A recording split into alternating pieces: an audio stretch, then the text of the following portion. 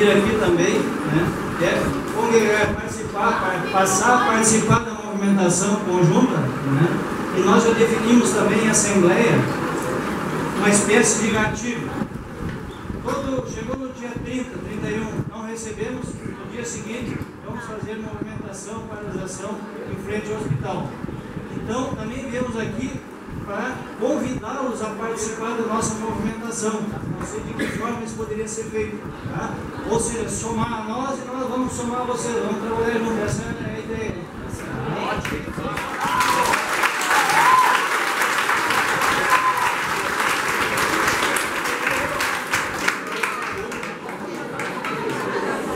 E as pautas também são as mesmas, principalmente isso, que é esse escalonamento, atraso salarial,